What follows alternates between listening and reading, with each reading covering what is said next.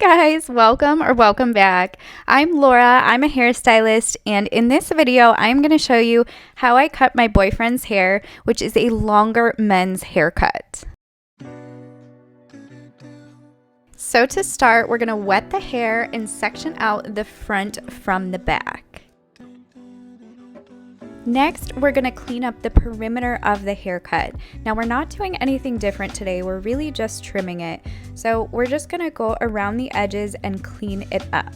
And because hairlines often grow in different directions and it's a very common area for cowlicks, I'll then comb the hair straight down and cut it right against the skin.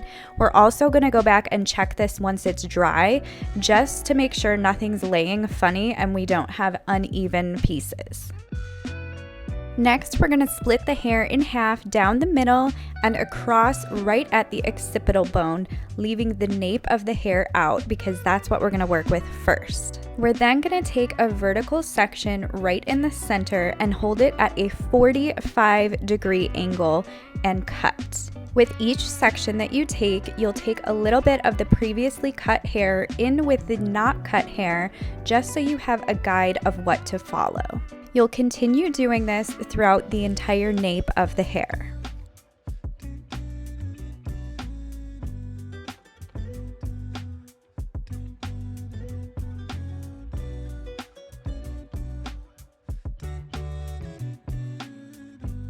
You'll then drop your next section down and repeat the same steps.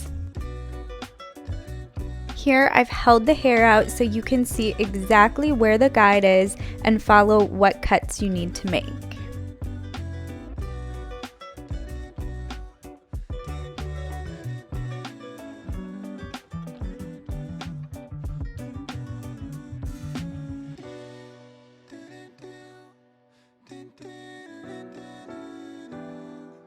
You'll then continue this all the way up the back of the head.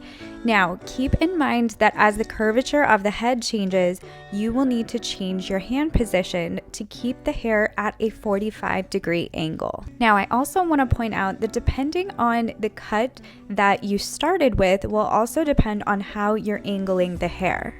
Now, in this instance, we've been growing his hair out from a fade. So we are trying to get the top layers to grow longer, which they're definitely catching up at this point, but we aren't taking very much off of these top layers.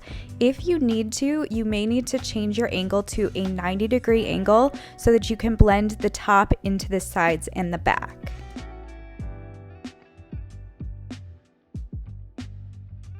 Okay, now moving on to the sides. First, we're going to section the top off and cut the perimeter. To do this, we're going to grab some hair from the back and follow our line. Since we're growing his hair out, we really aren't taking as much off of the sides either.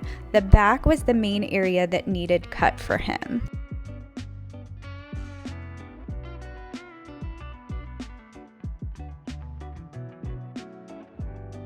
Now, once we have our perimeter cut, we can go through and continue on with the same angle.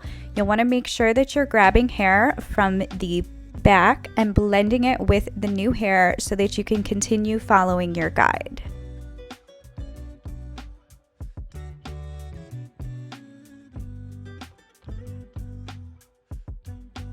Okay, now we can comb some hair from the top down and ensure that it blends with the sides. Again, we're growing his layers down, so we're not taking much off here. We're just making sure that everything is blending so that he doesn't have any steps in his haircut.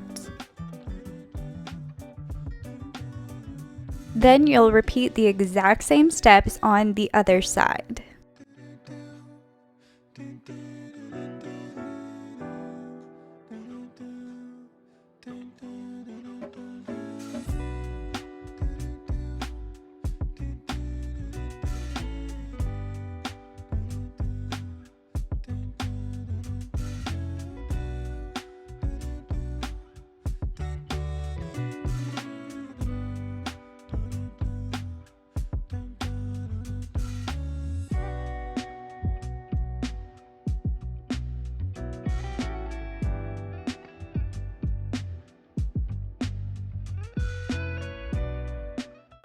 Now, since the front has already been blended into the sides, I'm just going to pull a piece forward and dust the ends on the front so that it is even.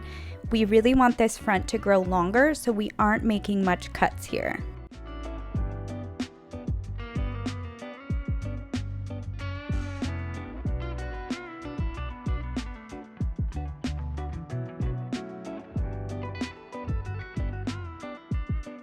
Now, for every haircut I do, I think it's extremely important to blow dry the hair so that you can check how it lays dry.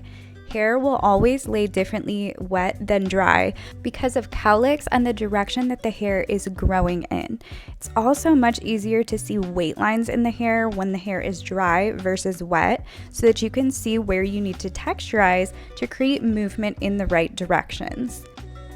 Texturizing the ends of his hair will remove bulk and allow him to get more volume in certain areas while decreasing bulk in other areas like in the back. Men's hair is typically much thinner on the top of their head and fuller on the sides and the back, so it's very important to texturize those areas where it's a little bit fuller so you're creating balance and evenness throughout the entire head of hair. Now, this doesn't mean that we're thinning his hair out, we're just making it so that it lays much better and he doesn't have bulky weight lines at the bottom.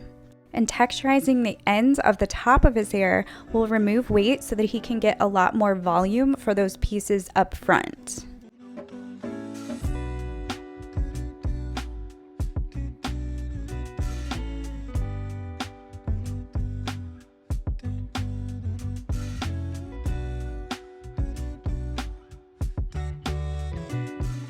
Okay, and now I like to go through with my feather razor and clean up any straggly hairs. At the same time, I'm checking the perimeter of the hair and making sure that all of the hair is lying properly. This is again checking cowlicks, as most people have cowlicks back here that cause the hair to not want to lay straight.